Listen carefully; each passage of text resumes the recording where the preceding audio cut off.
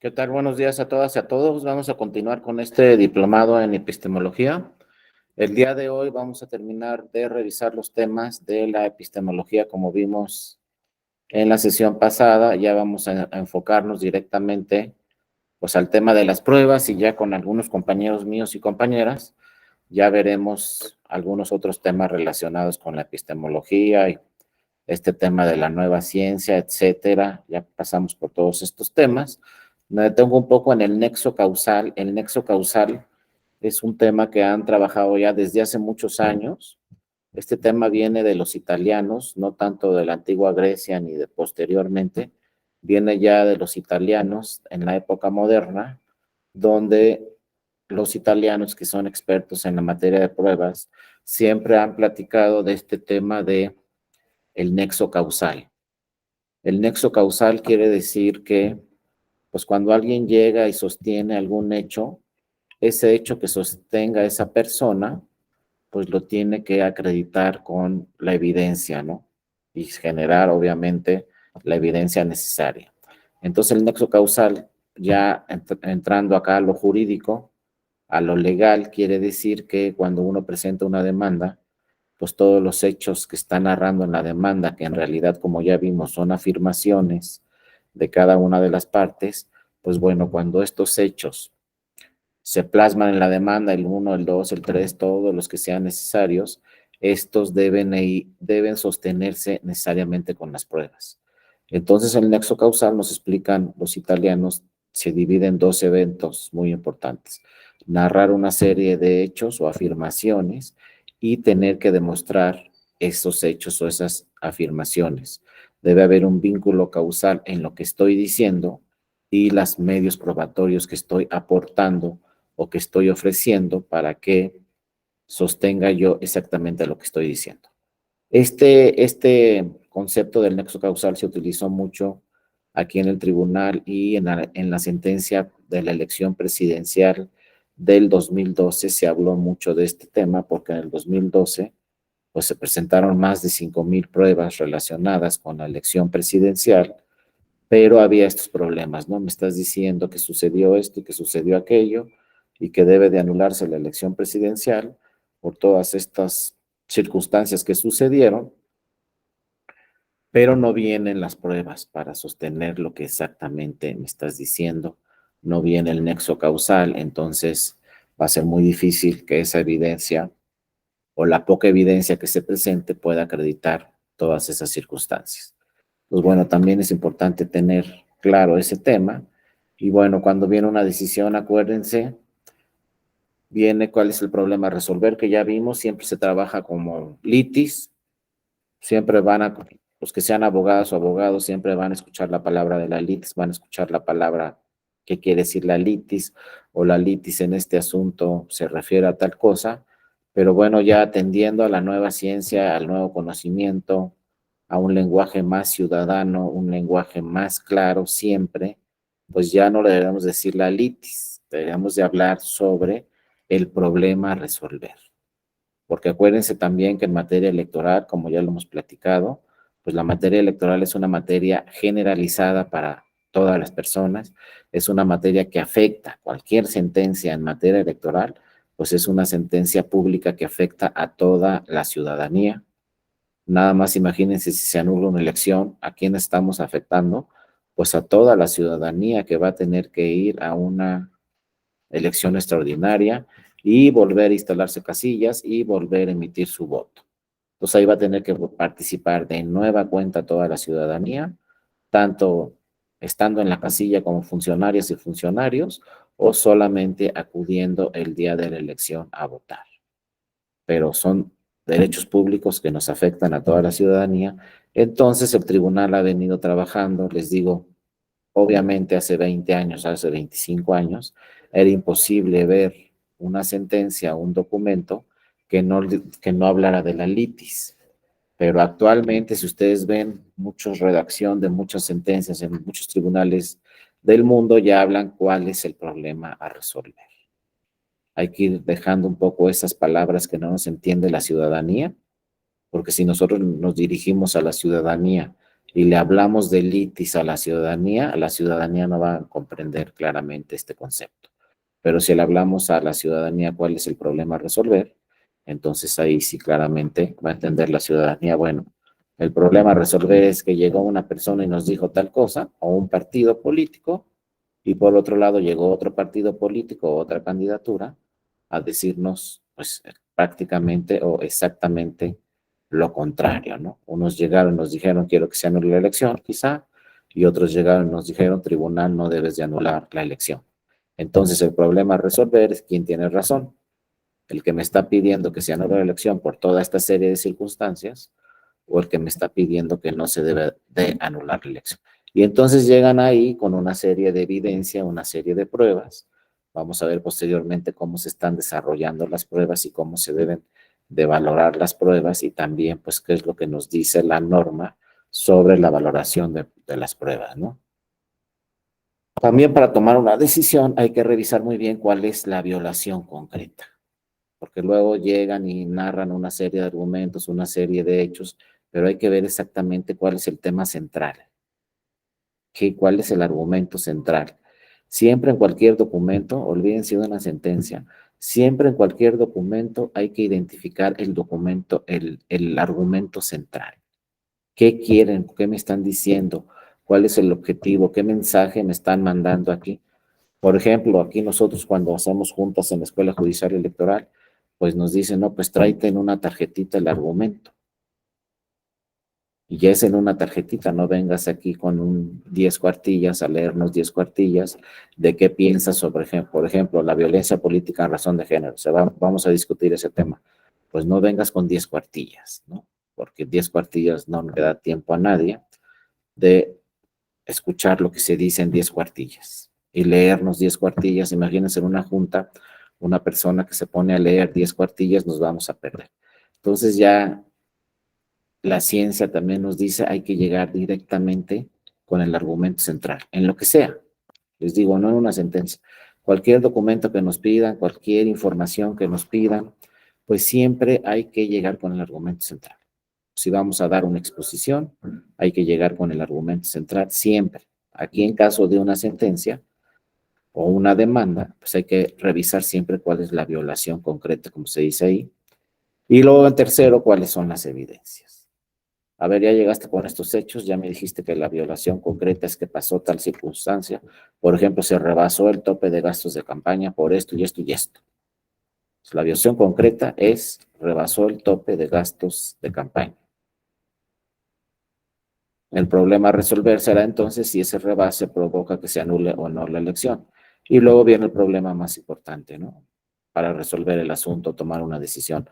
¿Cuáles son las evidencias? ¿Tienes evidencias que se rebasó el tope de gastos de campaña? Uno. Y dos, ¿tienes evidencia que ese rebase provocó un resultado distinto en la elección? Dos, si se acreditan con evidencias esos dos supuestos, entonces se tendría y anular la elección. Pero no se les olvide siempre el argumento central es fundamental. Ya antes los partidos políticos llegaban aquí al tribunal con 25 agravios, después llegaron con 15, después llegaban con 10, ahora realmente llegan con 1, 2, 3, 4 agravios y nos dicen lo que pasó es esto y esto y esto. Ya también las demandas de los partidos políticos tienen un pensamiento crítico y ya van directamente, ¿no? Como decimos coloquialmente al grano, van y nos dicen pasó esto y aquí está la evidencia, ¿no? Y finalmente, pues también habrá que revisar, nunca se nos pase, pues qué dice la legislación, cuál es la norma, y también la norma ha generado ciencia, porque las interpretaciones que se han hecho a la norma son muy distintas a las que se hacían, por ejemplo, hace 25 años. Por ejemplo, hace 25 años, bueno, vámonos, hace 30 años, era muy difícil de hacer lo que platicábamos antes, una interpretación constitucional.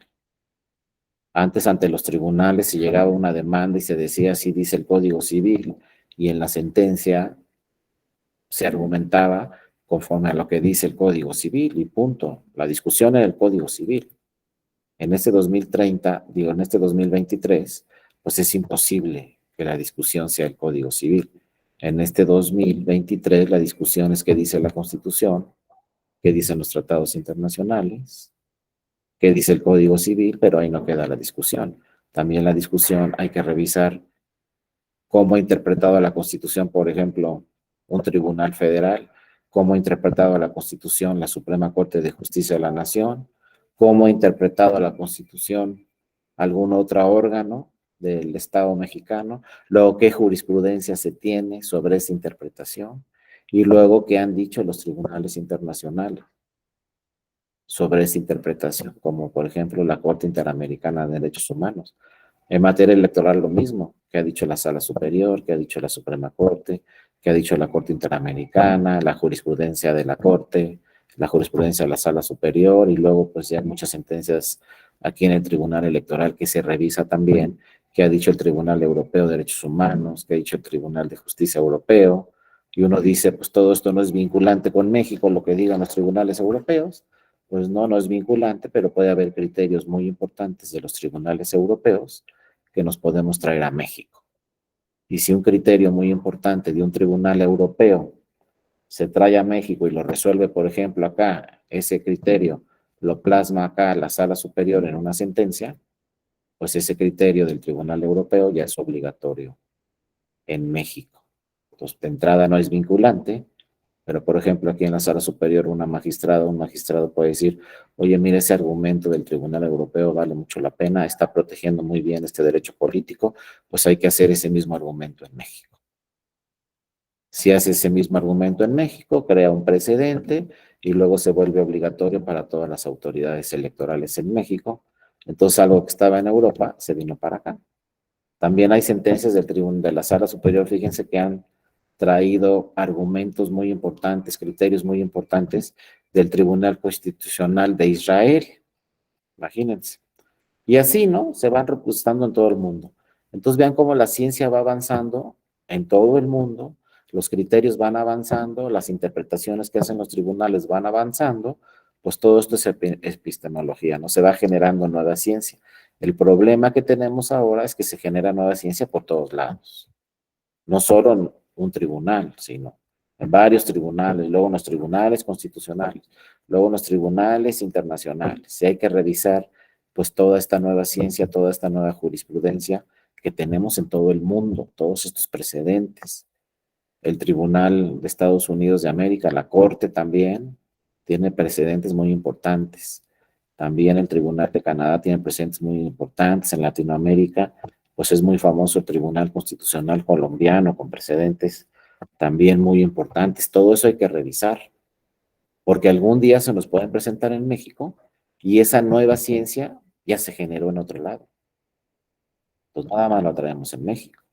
Por ejemplo, en México, pues creo que somos de los países más avanzados en el mundo, donde revisamos temas de personas y comunidades indígenas. Pero en Colombia había un criterio muy importante y una vez vino aquí un magistrado de Colombia y nos los explicó, que no se ha presentado, creo que en México, pero por ejemplo, ahí se generó nueva ciencia en Colombia y ya tenemos ese criterio.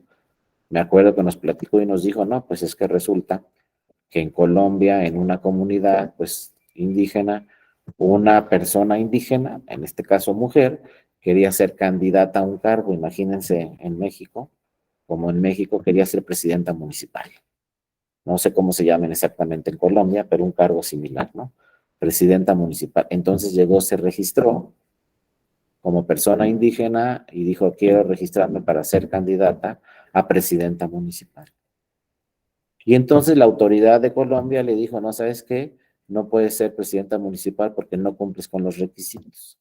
¿Cuáles? No tienes la ciudadanía porque tienes 17 años. Entonces imagínense que lo traemos a México. Imagínense que llegue aquí una persona indígena que es mujer y nos dice, quiero registrarme para presidenta municipal, no sé qué, no sé cuánto. Pero tiene 17 años. Y en México, pues para poder ser candidatas o candidatos, pues todos sabemos que de entrada tienes que tener 18. Pero imagínense que ustedes están ahí en ese tribunal electoral, el que ustedes quieran, alguno estatal o el federal, que ustedes quieran. Lleguen, son magistradas, son magistrados y les llegue el caso. De entrada, para ustedes lo más común sería, pues sabes qué, se niega tu registro, qué bien, el instituto te negó muy bien tu registro, porque no eres ciudadana todavía, tienes 17 años. Pero ahora, está fácil, ¿no? De entrada el asunto de resolver. Pues no tienes 18 años, no eres ciudadana, no puedes ser candidata, no puedes ejercer tu derecho político a votar. Pero fíjense lo que pasó en Colombia. A ver, ahora se las pongo del otro lado. Imagínense que ustedes sean las abogadas o los abogados de esa persona. ¿Qué le dirían al instituto? O en su caso, si el instituto les niega el registro, ¿qué le dirían al tribunal para que el tribunal, en su caso, registrara a esta persona, que pertenece a una comunidad indígena, pero que tiene 17 años? Bueno, en Colombia se dio el caso concreto y entonces llegó ese caso al Tribunal Constitucional colombiano y el Tribunal Constitucional colombiano revisó la demanda donde se exigía que se le registrara como presidenta municipal y tenía 3 argumentos muy importantes. Primero, que era una comunidad indígena y que tienen su propio normas internas y que sus propias normas internas sí permitían registrarse, lo que se llama libre autodeterminación, que está en nuestro artículo 2 de la Constitución. No sé en qué parte de Colombia está, pero dijeron, aquí es libre autodeterminación. Aquí los usos y costumbres de la comunidad indígena sí permiten que una persona se registre con 17 años a un cargo, por ejemplo, de presidenta municipal, como les decía, ¿no? No me sé exactamente en Colombia qué sucedió.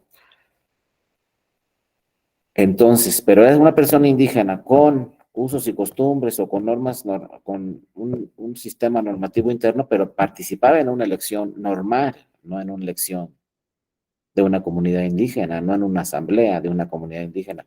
Quería ser, hagan de cuenta, presidenta municipal, no dentro de su comunidad, sino en el derecho constitucional tradicional, no el interno dentro de su comunidad.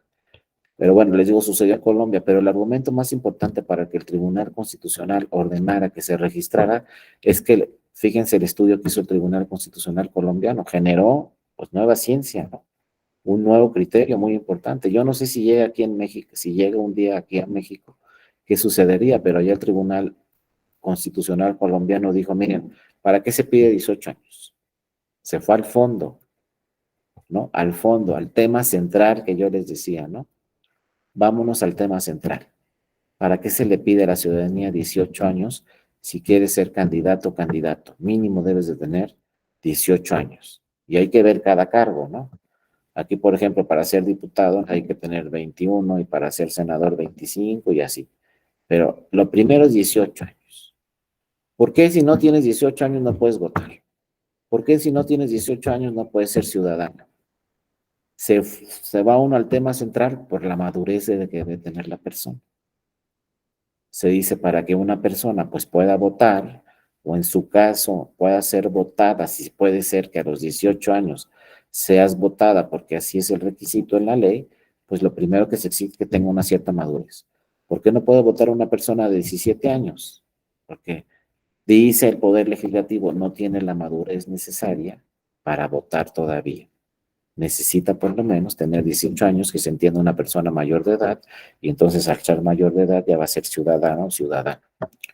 Pues ¿saben qué dijo los abogados que dijeron en su demanda ante el Tribunal Constitucional colombiano? Le dijeron, mira, esta persona se casó a los 15 años y tiene 2 hijos. No, pues tiene 17, sí, tiene 17, pero a los 15 años se casó. Tuvo un hijo y luego tuvo otro. Tiene 2 hijos, está casada desde hace 2 años, entonces tiene la madurez necesaria.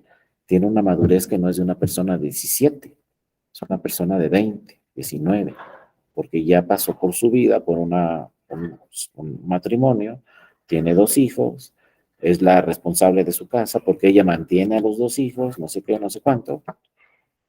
Y entonces dijo el Tribunal Constitucional colombiano, pues como tiene la madurez necesaria, sí se puede registrar para ese cargo, aunque no tenía los 18 años. Yo me quedo pensando en ese tema, ¿no? Tengo mis dudas, etcétera, pero lo que les quiero decir aquí es que siempre hay que irnos al argumento central. Y si no ha pasado en México una cosa así, hay que revisar en otros países del mundo qué se ha dicho y por qué se ha dicho eso. Pero ojo, siempre revisar el argumento central.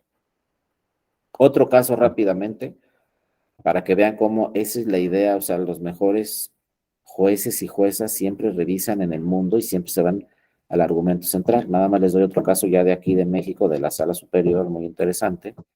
También en Baja California Sur, en el 2015, una persona quería ser candidato independiente a la gobernatura. Entonces revisó la ley de Baja California Sur y la ley de Baja California Sur pues decía que tenía que cumplir con una serie de requisitos, entre ellos firmas. La ley de Baja California Sur exigía 4% de firmas. Y entonces, pues bueno, ahí va esta persona, contrata un equipo de trabajo y les dice, pues vamos, ¿saben qué? Tenemos que recabar 4% de firmas en el Estado. Entonces pasa un plazo muy breve, porque acuérdense que aquí en México la legislación de candidaturas independientes, pues está en mucha desventaja frente a la oportunidad que tiene un candidato mediante un partido político. Tiene mucho menor financiamiento público una candidatura independiente que el financiamiento público que lleva una candidatura dentro de un partido político. Y los requisitos para ser candidato independiente son muy complejos, los plazos son muy breves, o sea, no está equitativa la contienda. Es mucho más difícil ganar una elección si eres candidato independiente conforme a la ley que no ganarla, ¿no? Pero bueno, el candidato dice, pues tengo que recabar 4% de firmas. Bueno, no candidato, apenas era aspirante.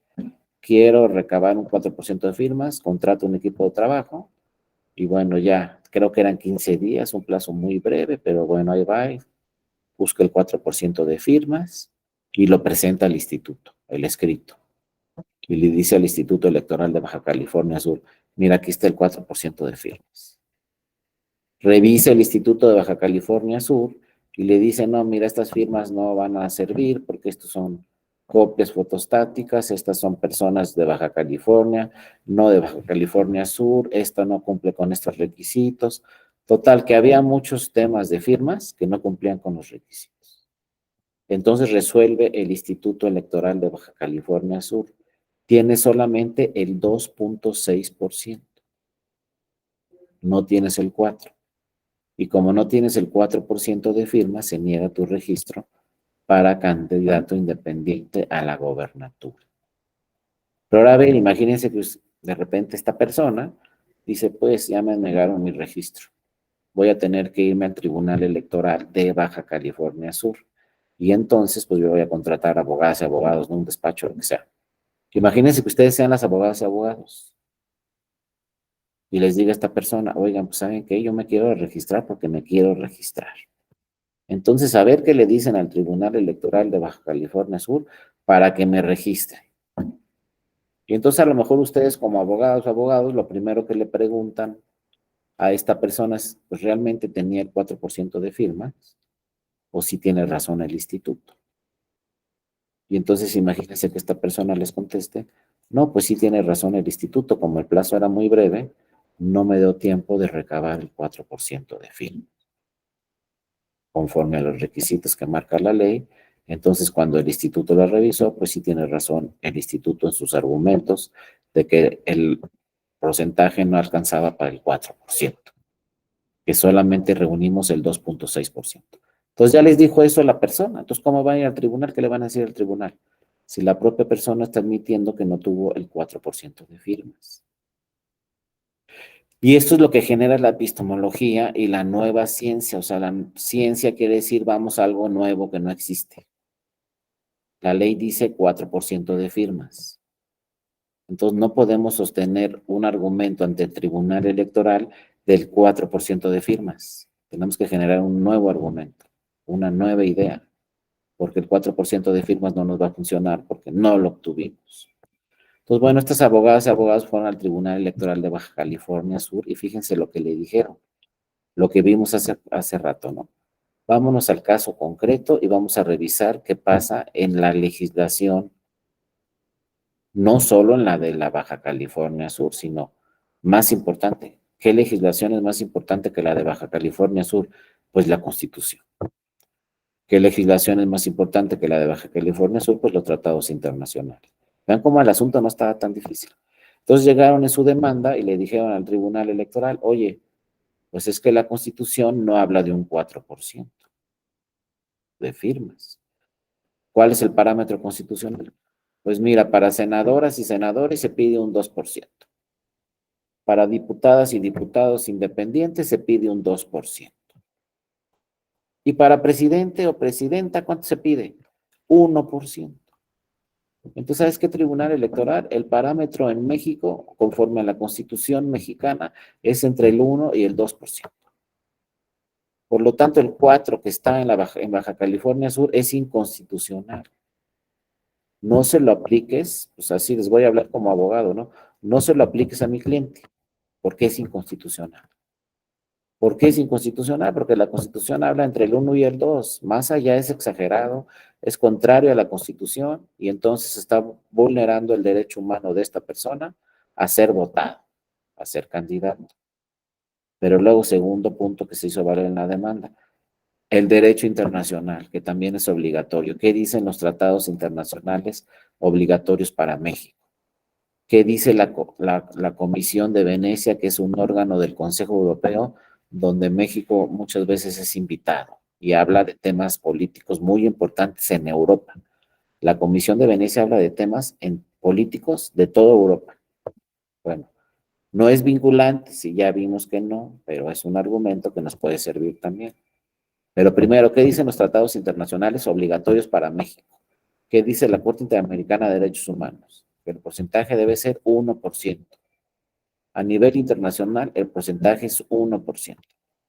¿Qué dice la Comisión de Venecia? Que no es un argumento vinculante, digo, no es una decisión vinculante lo que sucede en Europa, pero ¿qué dicen en Europa? 1%. Entonces, en pocas palabras, el parámetro internacional es 1%. Entonces, también dijeron en la demanda estos abogados y abogadas, ¿sabes qué? El 4% es inconvencional, contrario a tratados internacionales, contrario al derecho internacional. Por lo tanto, al ser inconvencional, inaplícale esa norma a mi cliente. Entonces, ahora imagínense, ya ustedes son las abogadas o el abogado. Ahora nos vamos a la otra parte. Somos las magistradas y los magistrados del Tribunal Electoral de Baja California Sur. ¿Qué le vamos a contestar a esa persona en esa demanda? ¿Hacemos valer lo que dice la ley, el 4%, como magistradas y magistrados, o hacemos valer lo que dicen los tratados y lo que dice la Constitución? Pues es muy fácil, ¿no? ¿Cuál es el punto central otra vez? Nos vamos al 133 de la Constitución y el 133 de la Constitución dice que todas las juezas y jueces locales tienen que aplicar la Constitución a pesar de que su norma local tenga una disposición contraria. Justamente lo que está pasando. Soy juez local o jueza local, magistrado o magistrada del Tribunal Electoral de Baja California Sur. La ley local me está diciendo el 4%, pero el 133 de la Constitución me dice, tú tienes que aplicar la Constitución y los tratados internacionales a pesar de que exista una norma contraria en tu legislación local. Y tú seas juez local, no importa. Tú tienes que aplicar la Constitución y tienes que aplicar los tratados internacionales. Vean cómo se va generando el nuevo conocimiento, ¿eh? Cómo esto es ciencia, lo que les estoy platicando. Es generar nuevo conocimiento. Entonces, ¿qué hizo el Tribunal Electoral de Baja California Sur? Dijo, pues tiene razón, hay que aplicar el 133, y entonces le dijeron, contestaron la demanda y resolvieron en la sentencia, efectivamente, esta norma del 4% es inconstitucional, no se la vamos a aplicar a tu cliente. Es inconvencional, no se la vamos a aplicar a tu cliente. Pero bueno, la segunda parte, entonces, ¿qué norma vas a aplicar? Y entonces contestan en la sentencia, ¿sabes qué? Como ya dijo el Instituto Electoral de Baja California Sur, que tiene el 2.6%, eso quiere decir que estás en el parámetro constitucional y eso también quiere decir que estás en el parámetro convencional. Por lo tanto, el Tribunal Electoral de Baja California Sur le ordenó al Instituto Electoral de Baja California Sur que registrara a esa persona para la candidatura independiente de la gobernatura. Pero luego, ¿por qué se vino el caso hasta la sala superior? Porque alguna parte, algún partido político vino a la sala superior y le dijo, oye, es que el Tribunal Electoral del Estado no puede hacer esas interpretaciones. Y entonces ahí la Sala Superior también emitió un criterio muy importante donde señaló todos los tribunales electorales estatales pueden aplicar normas en el ámbito de su competencia. ¿Qué quiere decir eso? Que pueden inaplicar normas de su estado, de su legislación. Y como esta era una norma de la legislación de Baja California Sur, la pueden inaplicar. Esa disposición es un criterio del tribunal, pero además lo dice el 133. Oye, si tu norma es contraria a la Constitución, aplica la Constitución, no tu norma local. Y entonces, bueno, finalmente la historia es que esa persona, pues sí participó como candidato independiente. El instituto no podía hacer todas estas interpretaciones las tenía que hacer necesariamente un tribunal, pero el instituto obviamente acató la decisión del Tribunal Electoral de Baja California y luego la misma decisión que confirmó la Sala Superior, y entonces al ordenársele al instituto registrar a esta persona, pues la registró y compitió para la gobernatura, pero quedó ese nuevo criterio, dos nuevos criterios muy importantes. En la materia de derecho, esa es la ciencia, crear nuevos criterios. El primero, los tribunales electorales pueden aplicar normas en el ámbito de sus competencias. El segundo, un juez local tiene que aplicar necesariamente la Constitución, a pesar de que la ley local señale una cosa distinta. Y entonces, con esos dos criterios, imagínense, siguen vigentes. Ahí está la ciencia en materia electoral, la ciencia en el derecho electoral. La ley no nos alcanzaba, entonces habría que interpretarlas.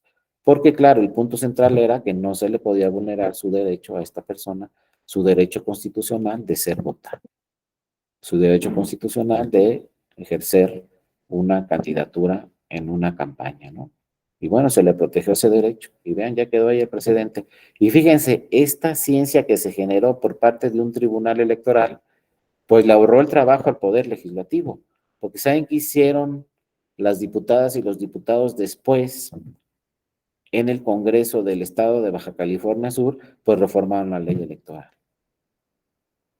O sea, eso que generó ciencia, que generó nuevo conocimiento, lo que les decía muchas veces la jurisprudencia del tribunal, después se va a la ley.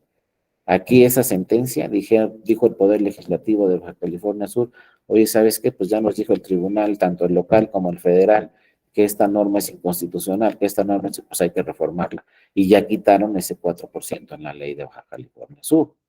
Si ustedes la ven ahorita, pues van a ver que ya no habla del 4%. Pero si la ven en el 2015, pues habla del 4%. Entonces, la comunicación también entre el Poder Legislativo y el Poder Judicial es importantísima porque si ya hizo todo el trabajo el tribunal y ya generó nuevos conocimientos y ya generó un nuevo criterio, pues lo más sencillo es que ese nuevo criterio se vaya y se plasme en la ley. Y entonces el Poder Legislativo va a decir, mira, pues ya nos hizo el trabajo aquí el tribunal, pues por lo menos hay que incorporar esa tesis. En el plan B, en la reforma electoral actual, en el famoso plan B que se está revisando por la Suprema Corte, hay algunos criterios en la nueva Ley General del Sistema de Medios de Información, hay algunos criterios ahí muy importantes del Tribunal Electoral que se plasma. No sabemos si ese plan B va a quedar vigente, va a quedar constitucional o no, o algunas normas sí, otras normas no. Vamos a ver cómo se pronuncia la Corte, pero no todo está mal del plan B, no todo está bien, tampoco todo está mal. Hay muchos criterios muy importantes que tienen el plan B que nacieron de sentencias del Tribunal Electoral. Pero en el derecho todo esto es la ciencia, nomás que uno no se da cuenta tan fácil como en otras ciencias. Por ejemplo, si vemos una jurisprudencia, pues es una jurisprudencia. O si vemos un precedente de la corte o del tribunal, dicen, mira, ahí está este precedente, pero no pensamos en la ciencia. La ciencia la pensamos más bien como en temas de ciencias exactas o como en temas de ingeniería o de medicina. Ahí es donde nos damos cuenta claramente cómo va avanzando la ciencia. Como les decía, en la pandemia, cuando se inventó la vacuna, dijimos, pues no, ahí sí dijimos qué bárbaro, ¿no? Cómo avanzó la ciencia tan rápido y en año y medio tenemos la vacuna. Ahí sí nos dimos cuenta de que se estaba generando ciencia. Cuando ya nos subimos por primera vez, el otro día tomé un taxi y me subí a un auto eléctrico, no, pues ahí nos damos cuenta también cómo va avanzando la ciencia y la tecnología en diversas ingenierías, ¿no? Y luego una vez tuve la oportunidad de ir a la fábrica aquí en Puebla de la Volkswagen Pues los coches los hacen robots, prácticamente.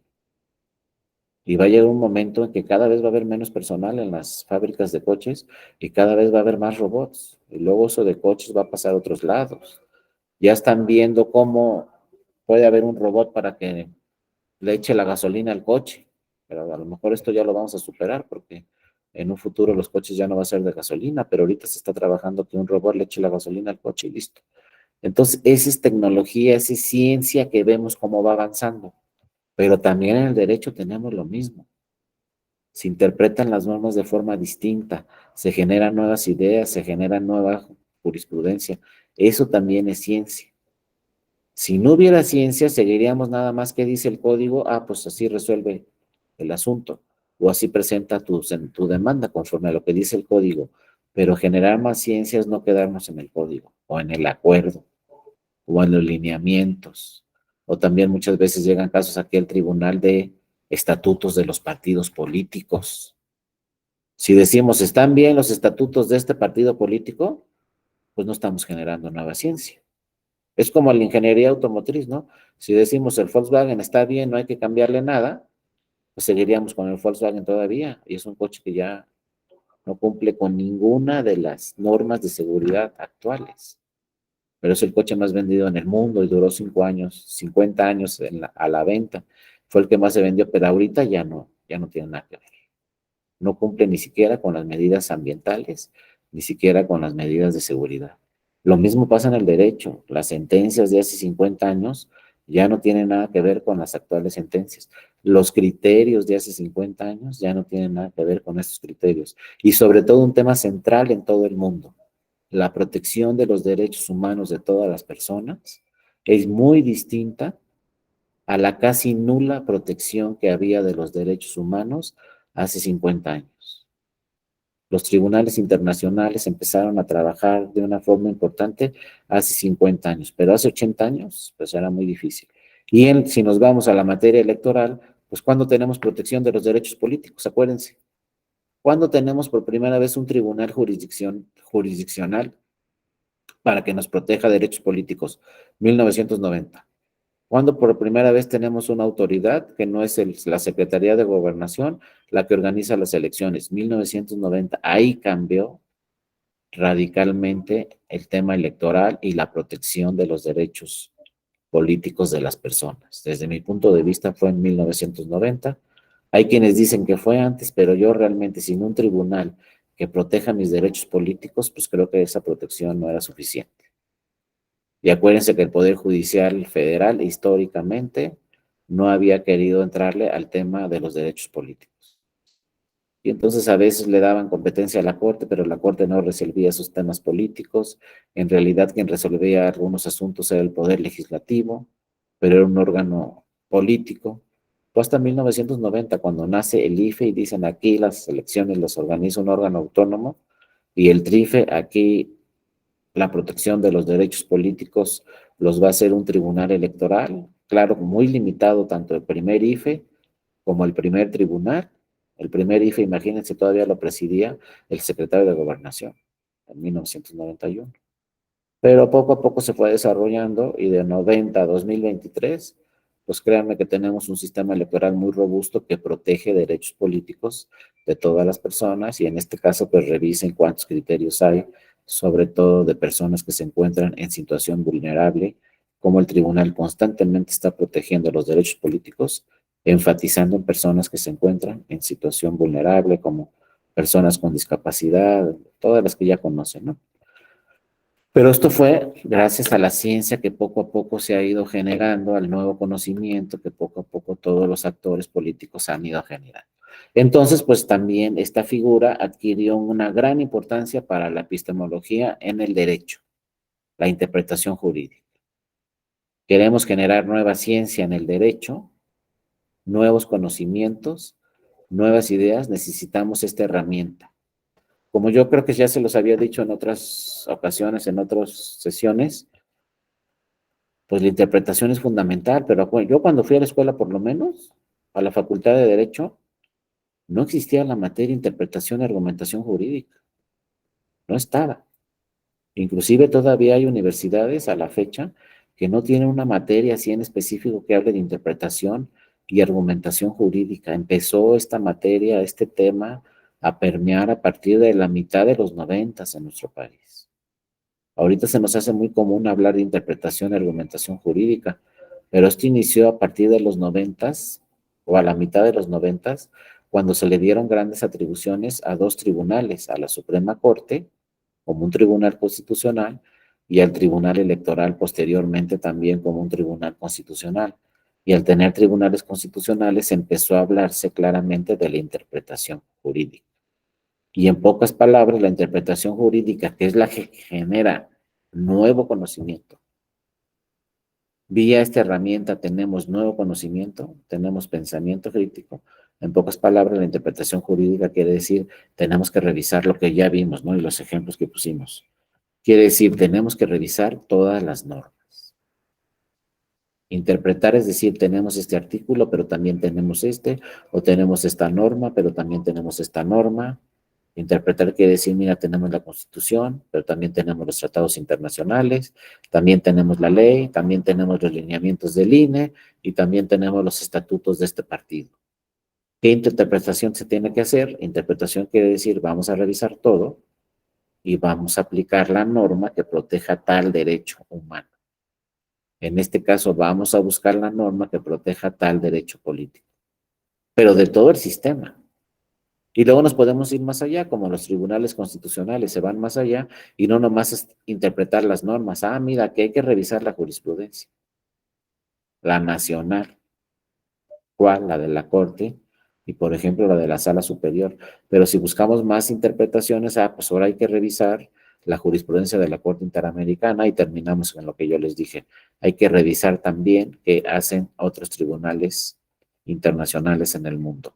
Entonces la interpretación jurídica pues nos abrió todo el panorama y nos dijo hay que decidir de todo el sistema jurídico, de todas las normas del sistema jurídico, incluyendo la jurisprudencia y los criterios de los tribunales, hay que decidir cuál vamos a aplicar para resolver un determinado problema jurídico. Entonces sí fue fundamental la incorporación de este tema de interpretación y argumentación jurídica. Y luego pues vinieron varias corrientes y pasamos dos puntos, ¿no? La ciencia y la epistemología en el derecho avanzó y dio un salto gigantesco.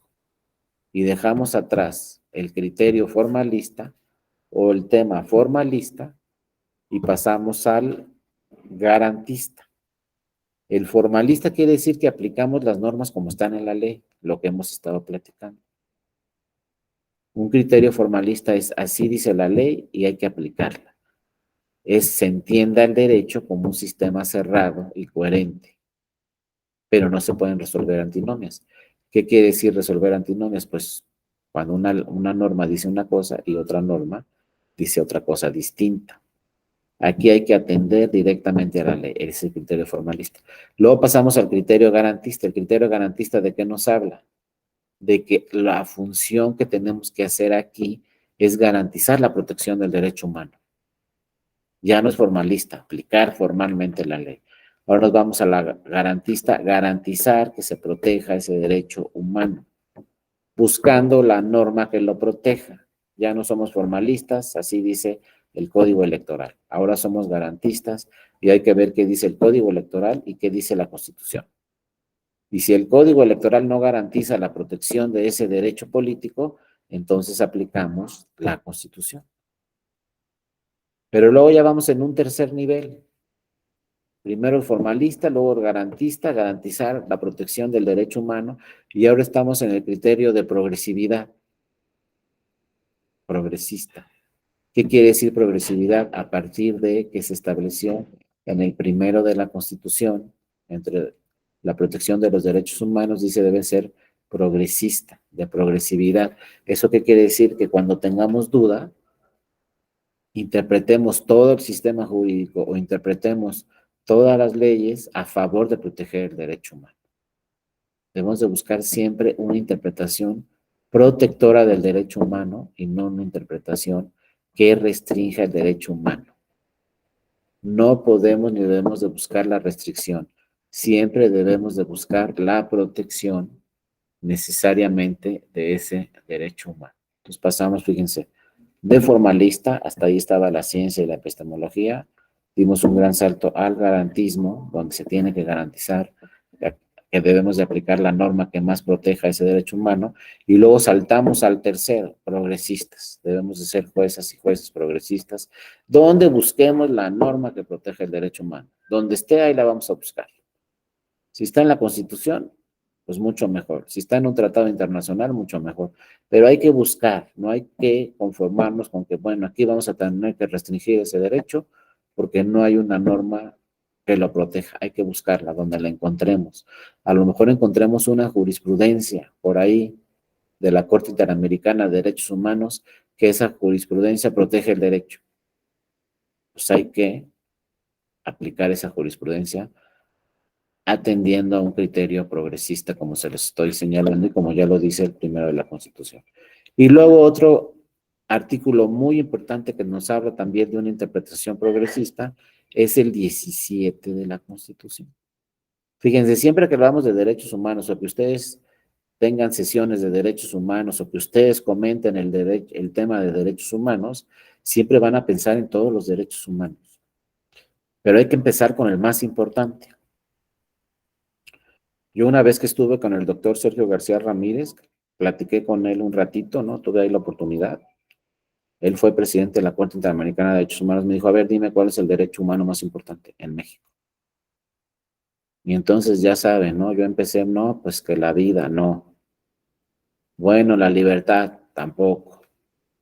Bueno, como los alemanes, ¿no? El derecho a la dignidad, tampoco.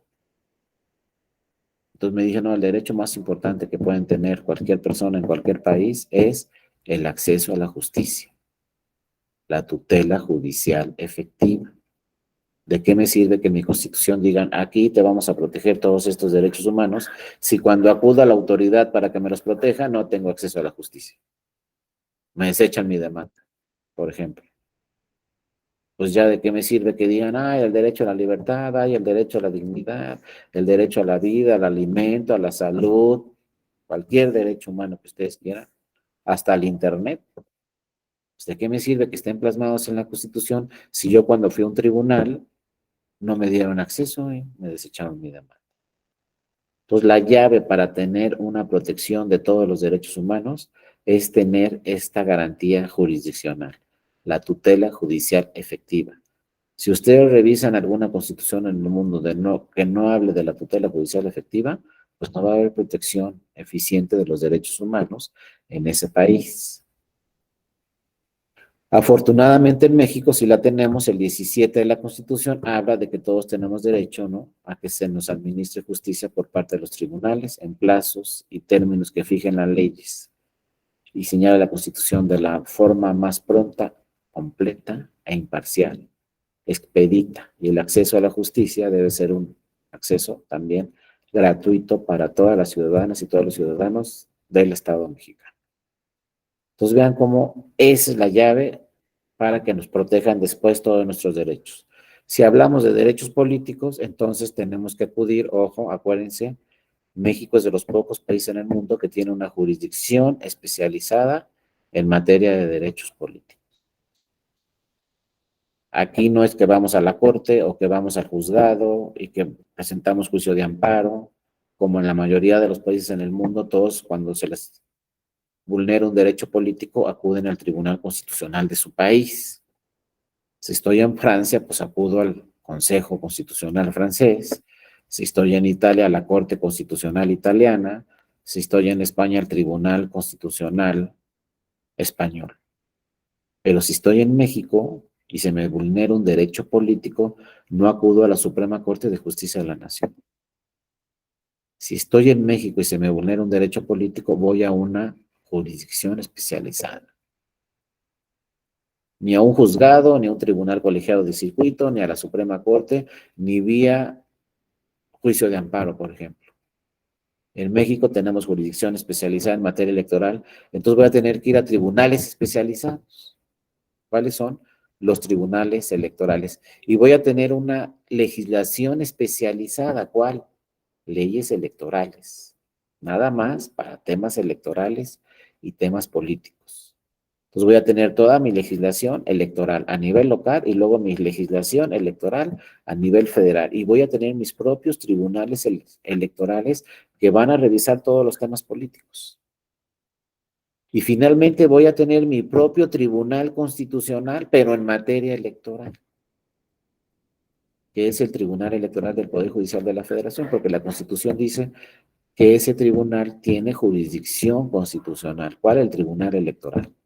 Por el tema que platicamos. Yo puedo ir al Tribunal Electoral y decirle, esta norma de esta ley es inconstitucional y me afecta.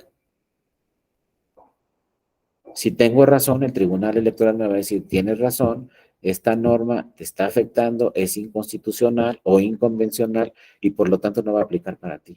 Cualquier norma, la que ustedes quieran, o un lineamiento, o un estatuto de un partido político, una norma local, una norma federal, el tribunal tiene atribuciones para decir, pues esta norma federal no aplica. Por ejemplo, puede decir en este momento, esta norma del plan B no aplica porque es inconstitucional.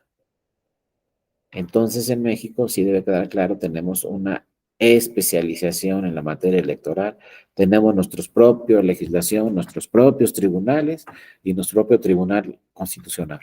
Entonces, para ver qué ciencia se está generando en la materia electoral, qué nuevo conocimiento se está generando en materia electoral, cuáles son las nuevas ideas que se están generando en materia electoral, pues tenemos que revisar las últimas sentencias del tribunal, sus precedentes y su jurisprudencia.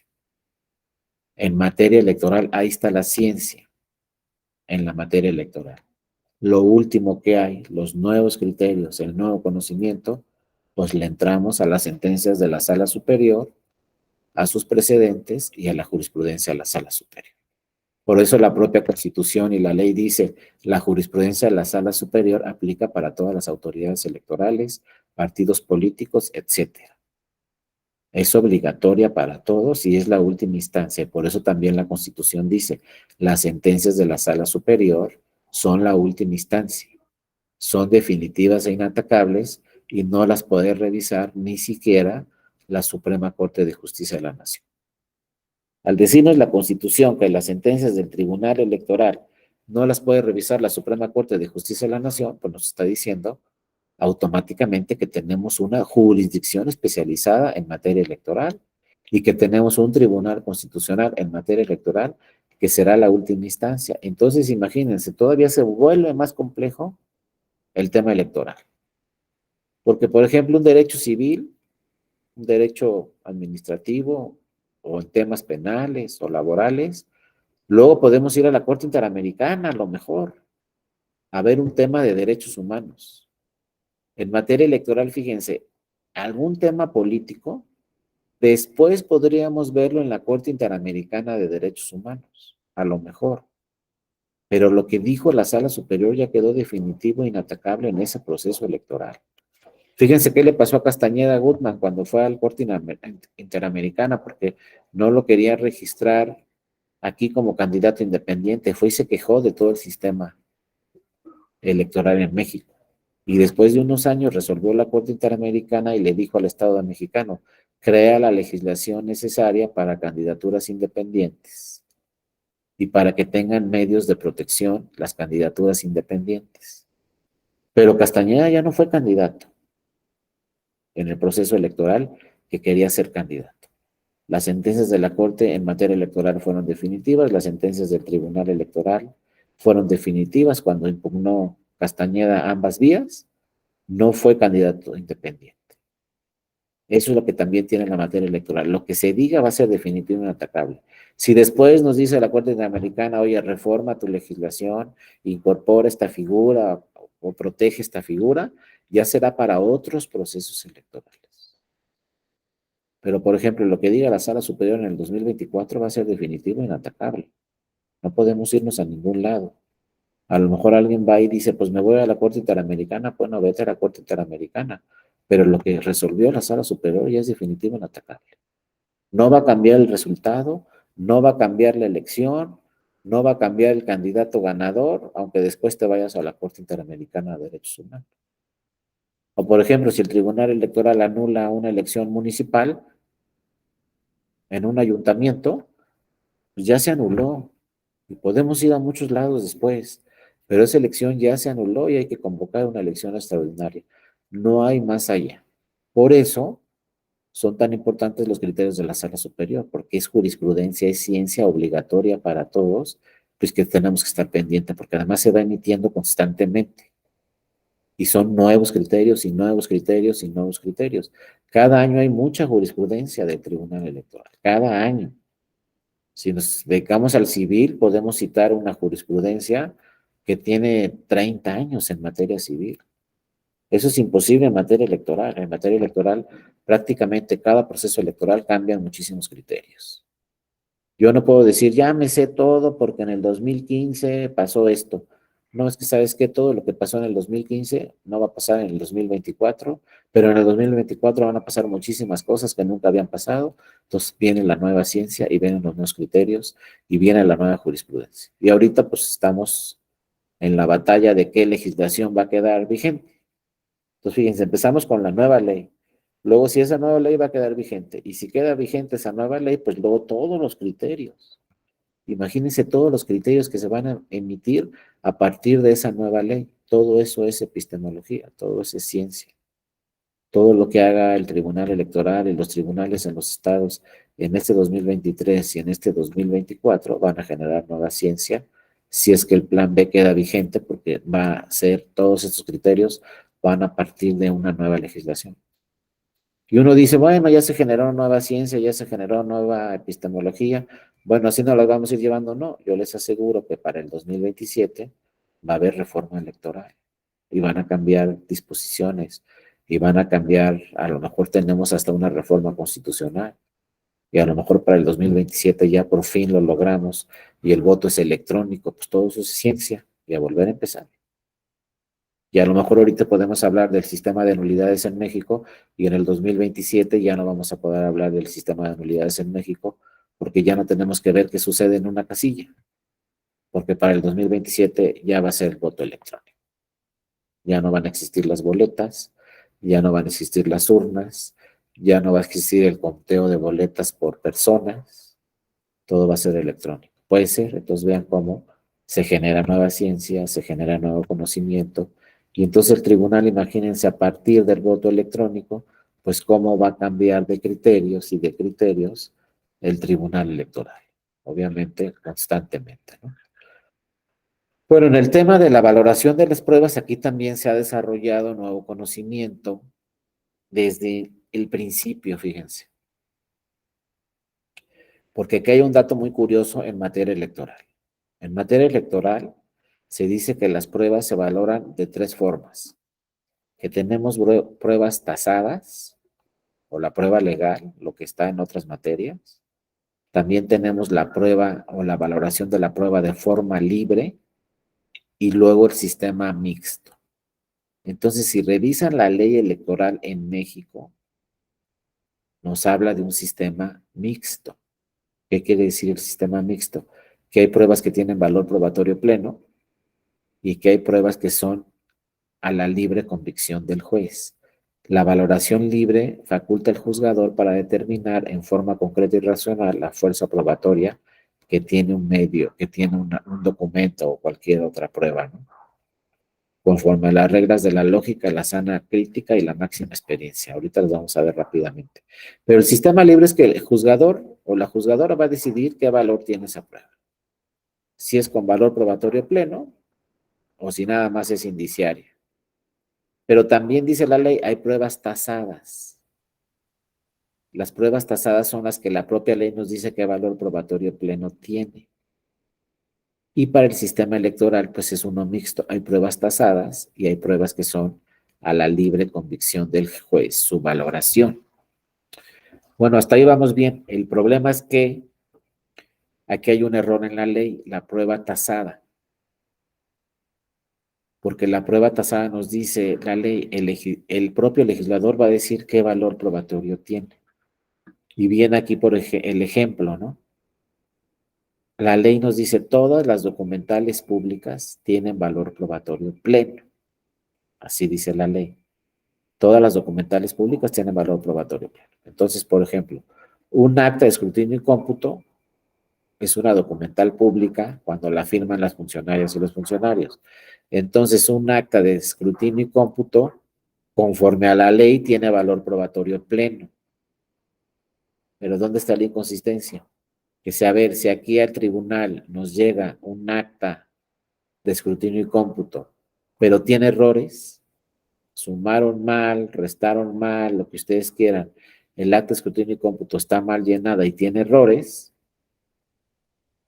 pues ¿qué le contestamos a la ley? Pues ¿sabes qué? Si es una documental pública y tu ley dices que tiene valor probatorio pleno, pero yo juzgador o juzgadora digo que no. ¿Y sabes por qué no tiene valor probatorio pleno? Porque tiene errores. Entonces, en realidad, el nuevo conocimiento, los especialistas en pruebas nos dicen, no debe haber pruebas tasadas, aunque así lo diga la ley. Todas las pruebas son libres, a la libre convicción del juez. El juez o la jueza son los que deben de decir qué valor probatorio tiene esa prueba, la que sea. Pero no puede ser la ley la que diga, la ley no ha estudiado esa prueba, la ley no la ha analizado. Oye, que es una documental pública y la ley dice que tiene valor probatorio pleno. Pues sí, eso dice la ley, pero ¿qué crees? Ya la revisé y tiene errores, tiene inconsistencias. Entonces no puede tener valor probatorio pleno. Entonces nosotros no podemos llegar en una demanda y afirmarle al tribunal, mira, como está acta de escrutinio y cómputo, es una documental pública, tiene valor probatorio pleno y lo que dice ahí es cierto. Nos vamos a quedar cortos, porque el tribunal nos va a contestar, no, ¿sabes qué? Aunque la ley diga que tiene valor probatorio pleno, yo la voy a analizar, yo la voy a revisar. ¿Y qué tal si esa acta de escrutinio y cómputo tiene errores? Pues ya no va a tener valor probatorio pleno. Oye, pero que la firmaron las funcionarias y los funcionarios. Ahí está su firma, eso le da validez al 100%, ¿no? Si es una documental pública, eso sí es cierto. Sí tiene la firma de los funcionarios y los funcionarios, eso también es cierto, pero tiene errores el acta. Entonces, no tiene valor probatorio pleno. Entonces, en realidad, todas las legislaciones deberían de decir así, ¿no? Ojalá en un futuro lo digan y se genere el nuevo conocimiento y todas las legislaciones digan, todas las pruebas se valorarán a la libre convicción del juez, atendiendo a las reglas de la lógica, la sana crítica y la máxima experiencia. O sea, será el juez o la juez el que decida qué valor tiene, si es indiciaria o no es indiciaria y a qué convicción se llega con esa prueba. Así tendremos que terminar en todo el sistema, en el mundo, ¿no? En todas las legislaciones, que sea el juez el que decida. Pero bueno, en materia electoral nos dice, hay pruebas que tienen valor probatorio pleno. ¿Cuáles? Las públicas. Todas las demás serán a la libre convicción del juez. Y entonces nos dice la legislación, estamos en un sistema mixto. Unas pruebas tienen valor probatorio pleno y otras no. Pero la realidad es que todas las pruebas son a la libre convicción del juez. Ya me imagino una jueza revisando un acta de escrutinio y cómputo y que diga, pues tiene valor probatorio pleno porque así dice la ley, y ya no revisa si está bien llenada o no. Pues sería un gran error, ¿no? Si se nos está impugnando y nos están diciendo, oye, el acta tiene errores, pues tengo que revisar esa acta. No puedo decir, es que la ley dice que tiene valor probatorio pleno, ya no la reviso. No, la tengo que revisar y si tiene errores, ¿qué tengo que hacer? Pues a lo mejor abrir el paquete y volver a contar todo. Porque pues, yo la analicé ya yo como juzgador y ya vi que tiene errores. Por eso les digo, necesariamente aquí tenemos que generar todavía más conocimiento y decirle al Poder Legislativo, ¿sabes qué? Todas las pruebas se deben de valorar conforme a la libre convicción del juez y ninguna puede ser una prueba tasada, ¿no?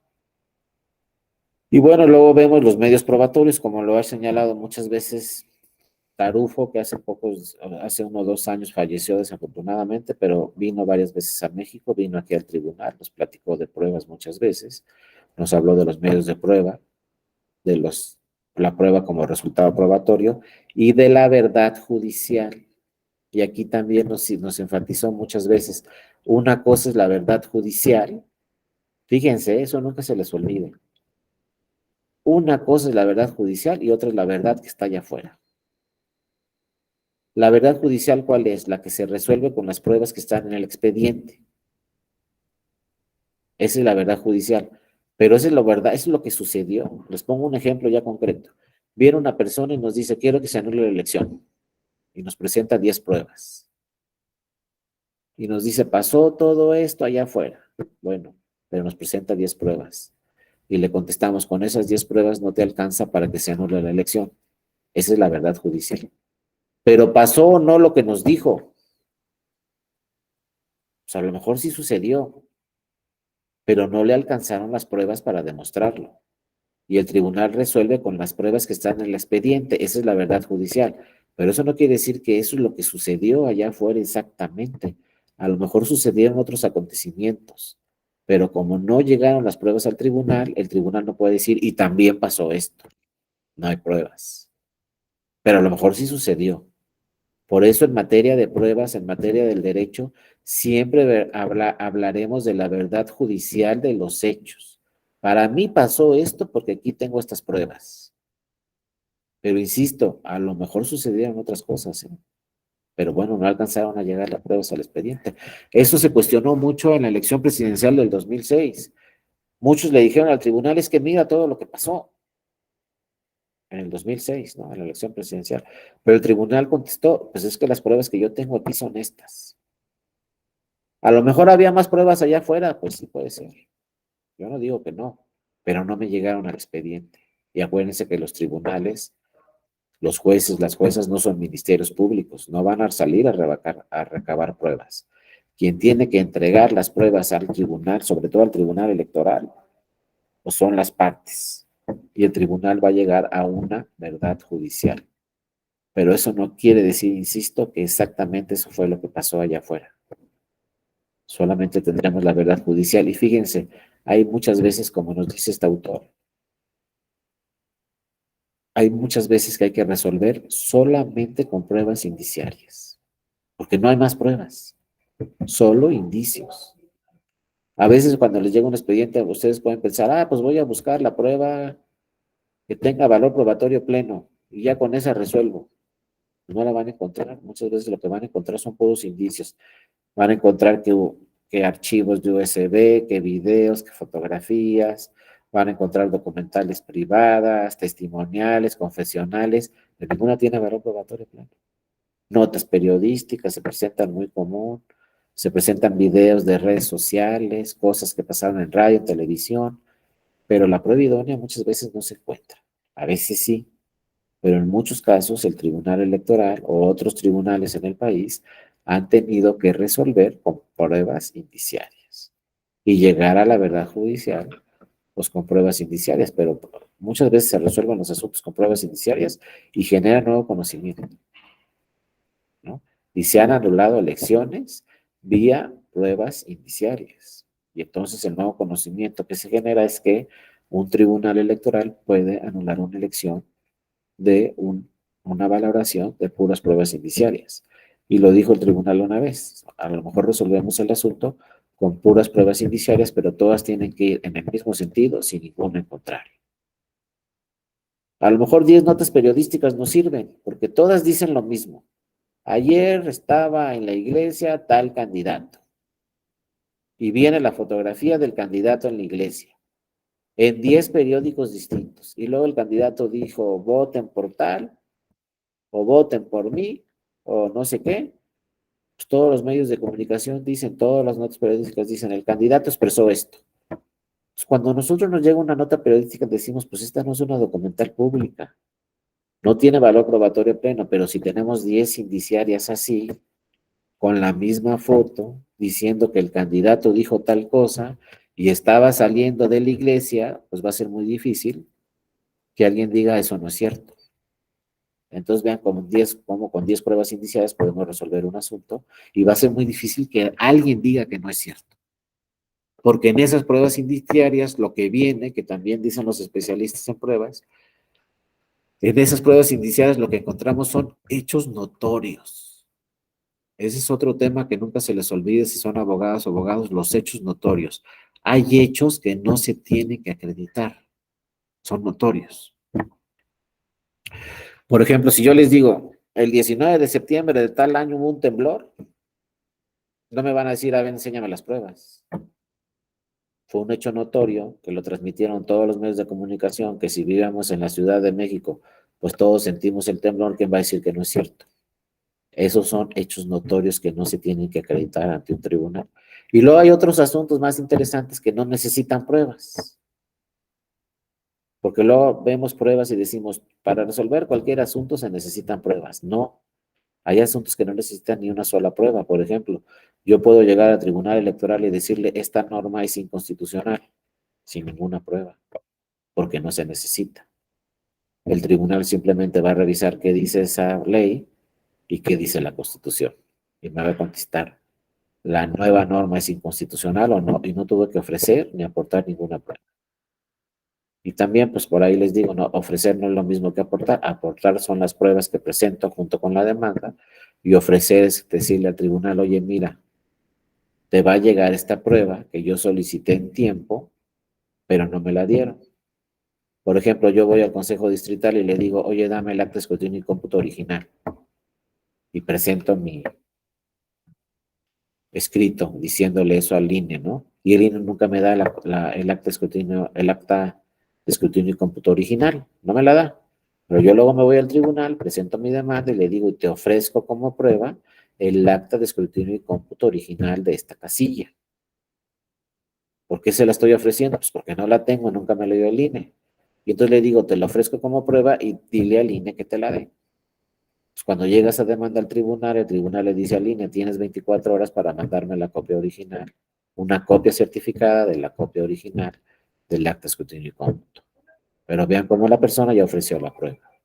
Y el INE está obligado a mandársela inmediatamente al tribunal. Esa o cualquier otra prueba de cualquier autoridad, no solo del INE, cualquier autoridad está obligada a mandarle a un tribunal electoral inmediatamente esa prueba que se está solicitando y que no se entregó a la parte actora, pero que el tribunal le va a ordenar vía un acuerdo a esa autoridad que traiga esa prueba al tribunal, que llegue esa prueba al expediente, porque puede ser una prueba fundamental para resolver, ¿no?, el asunto.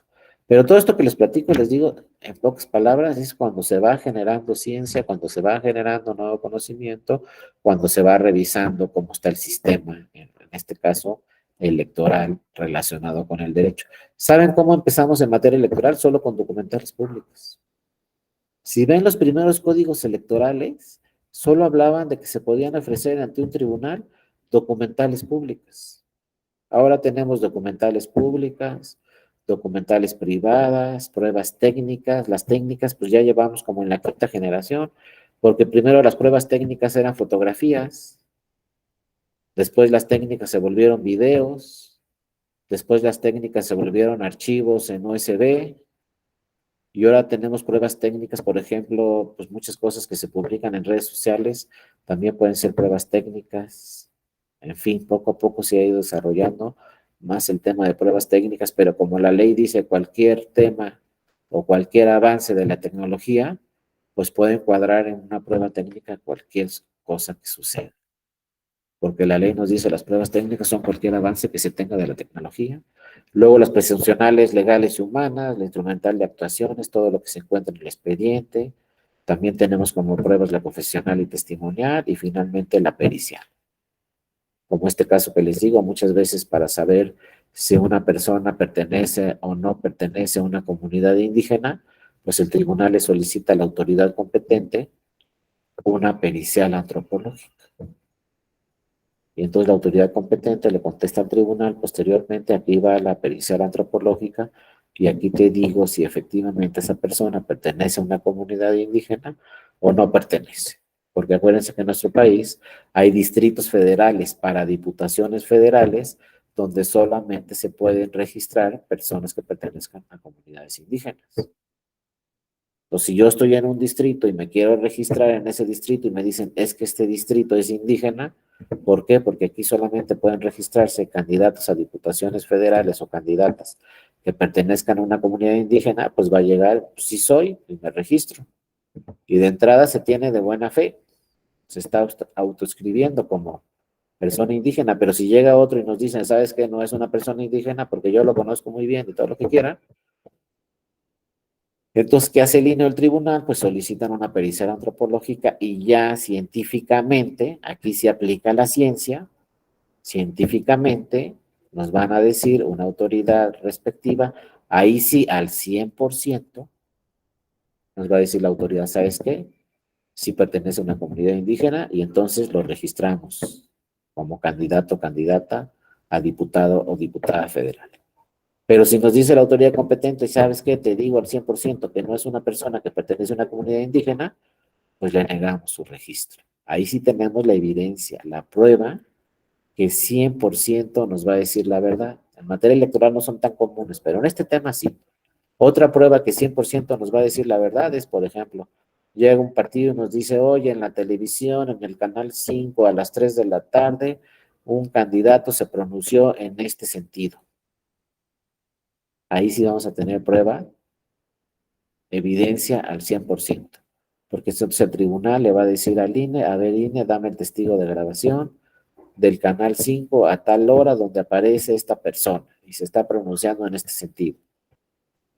Ese testigo de grabación, el INE nos lo va a mandar al tribunal y el tribunal ya dijo en varios casos que los testigos de grabación que le manda el INE al tribunal son pruebas 100% confiables, o sea, tienen valor probatorio pleno. Ya lo dijo el tribunal en una jurisprudencia. Entonces ya saben todos que lo que monitorea el INE en radio y televisión se tiene como cierto al 100%. Pues todo lo que pase, por ejemplo, en este 2023 o en el próximo 2024, todo lo que sucede en radio y televisión, el INE lo está monitoreando y nos puede mandar cualquier testigo de grabación de lo que sucedió a cualquier hora durante las 24 horas del día. Cualquier pronunciamiento de cualquier persona, cualquier ciudadano, cualquier servidor público, cualquier candidatura, cualquier pronunciamiento en radio y televisión, el INE lo va a tener debidamente monitoreado y nos va a dar inmediatamente esa información. Esas pruebas son también 100% evidentes. Y las que ya platicamos, ¿no? Las actas oficiales, todas las que se llenan en las casillas, las actas de las autoridades federales, estatales o municipales de entrada tienen valor probatorio pleno, lo que se llaman documentales públicas. Pero si se está cuestionando alguna documental pública, necesariamente el tribunal tendrá que revisar el valor que tenga esa prueba. Luego tenemos dos documentales públicas contrarias que nos ofrecen. Por ejemplo, llega una persona y dice, yo vivo aquí en este municipio y nos presenta un oficio que le dio el presidente municipal diciendo que tiene residencia en ese municipio, firmado por el presidente municipal. Si está firmado por el presidente municipal, quiere decir que es una documental pública. Y en esa documental pública, el presidente municipal le está diciendo al tribunal, tiene residencia aquí, en este municipio. Pero ¿qué tal si además al expediente nos llega un oficio de relaciones exteriores firmado por una autoridad de relaciones exteriores, de la Secretaría de Relaciones Exteriores, que nos dice esta persona tiene residencia en Texas? Los dos oficios, el de Relaciones Exteriores y el de la Presidencia Municipal, son documentales públicas. Pero obviamente no pueden tener valor probatorio pleno las dos porque se contradicen. Por eso, insisto, es la jueza o el juez el que tendrá que decidir siempre en todos los casos qué pruebas tienen valor probatorio pleno y cuáles no. Independientemente si son públicas o no son públicas, será siempre, insisto, el juzgador el que debe tomar esta decisión. Bueno, ya está, aquí ya lo platicamos, las actas que son públicas pero no tienen valor probatorio pleno. Ya después con mis compañeras y compañeros van a ver otros temas relacionados con la epistemología. También van a entrar a temas de teoría y luego van a entrar a temas prácticos. Así como lo platicamos en estas 4 sesiones, vimos algunos temas muy teóricos y otros temas muy prácticos, ¿no? Pero como yo se los prometí, pues esta presentación está a sus órdenes y también la presentación que vimos en las sesiones anteriores. Si me escriben a mi correo electrónico, dario.mora@te.gov.mx, con todo gusto yo se las hago llegar. Luis Octavio, adelante, te escuchamos, buenos días. Sí, buenos días, nada más para realizar una pregunta, y brevemente, ahorita acaba de mencionar lo de los testigos de grabación, Sí. que aplica para radio y televisión, pero por ejemplo, eso no se puede, o sea, no puede aplicar, por ejemplo, cuando alguien graba con su celular, No, o sea, no contaría como un testigo de grabación. Ok, muchas gracias. no, a ti, Luis Octavio, cuando es Ujú. un video personal, ahí se tendría que revisar a fondo el video, porque ya no es no es una, esa sería una documental privada, una prueba técnica quizá, o documental privada o prueba técnica, y habrá que, pues, analizar a fondo si ese video es original, si no está editado, etcétera, ¿no? Entonces, un video se entiende siempre en el tribunal, se ha dicho que un video es una prueba indiciaria, y entonces necesitamos otra serie de pruebas concatenadas con esa para poder arribar a una conclusión. El solo video va a ser muy difícil que se acrediten, pero ¿saben qué? Los partidos políticos, como lo señalas muy bien, Luis Octavio, constantemente presentan videos. Lo que pasa es que en muchos casos el tribunal contesta, no se tienen las circunstancias de modo, tiempo y lugar. Por ejemplo, yo una vez vi y abrí un video donde estaban quemando un paquete, se estaba viendo cómo se quemaba el paquete, pero no nos dijo el partido político, oye, de qué fecha fue, en qué casilla fue, de qué proceso electoral fue, etcétera. No se pudieron acreditar las circunstancias de modo, tiempo y lugar. Si de alguna forma se ve la casilla, se ve qué proceso electoral es, etcétera, y tenemos otras pruebas, ¿no? Que vayan en el mismo sentido, se puede arribar a la conclusión de que era un paquete en tal casilla, etcétera. Pero sí sirve que se presente un video, pero necesitamos relacionarlo necesariamente, como les decía, con otro tipo de pruebas. Gracias, Luis Octavio. No sé si alguna compañera, algún otro compañero tuviera alguna duda. No sé si yo voy a estar con ustedes en algunas otras sesiones, pero si no fuera así, pues recuérdenlo, estoy ahí en mi correo electrónico, dario.mora@te.gov.mx, no solamente para este diplomado, estoy ahí para todos los diplomados, pero también estoy ahí a sus órdenes para cualquier duda que tuvieran de la Escuela Judicial Electoral, alguna jurisprudencia, alguna sentencia, algún curso que quieran tomar y tuvieran alguna duda sobre la oferta académica. De verdad, con toda confianza, escríbanme el correo. No lo vean solamente para este diplomado. Mi correo está ahí, es público, cualquier momento que me escriban y cuando yo tenga oportunidad les contesto. Cualquier duda, si quisieran saber algo del plan B o cómo va el plan B en la corte, pues yo les digo cómo se van dando las etapas con todo gusto. O sea, mi función es aquí, pues, auxiliarlos en toda la información que ustedes requieran respecto al tema electoral o la Escuela Judicial Electoral. Recuerden que son 18 diplomados, ¿no? Los que tenemos ahorita abiertos. Pues cualquier otro que quieran tomar, pues con todo gusto, ahí está la información. Y si toman otro, pues seguramente por ahí nos vamos a encontrar. Si no, por lo pronto yo les hago llegar esta presentación y la que vimos en las anteriores sesiones. Y finalmente sí quiero felicitarlas y felicitarlos mucho, porque saben que la única forma de cambiar a nuestro país y tener un mejor país es justamente lo que están haciendo ustedes, informándose, tomando cursos, discutiendo los temas. O sea, ustedes son personas, son alumnas y alumnos ejemplares de nuestro país. ¿Se imaginan que todas las mexicanas y los mexicanos tomaran los cursos que ustedes toman? Seríamos un país completamente distinto, pero son la minoría. Y de lo que se trata es que esa minoría ya no sea tan minoría, pero bueno, por lo pronto, de verdad quiero felicitarlas y felicitarlos por su esfuerzo, además de todas sus actividades, pues están aquí en los cursos de la EGE. Muchas gracias a todas y a todos. De verdad, felicidades, les mando un fuerte abrazo y quien quiera escribirme, ahí estoy a sus órdenes. Cuídense mucho y que tengan una excelente semana. Que estén muy bien, hasta luego, un abrazo. Gracias, Fátima, nos vemos, Laura, Piedad, Fernando, Luis Octavio, Jaime. San Juan, Paula, muchas gracias a todas y a todos. Cuídense mucho y también le agradezco mucho al ingeniero que le dio seguimiento a esta presentación. Hasta luego, nos vemos en la próxima. Un abrazo. Alexis, hasta luego.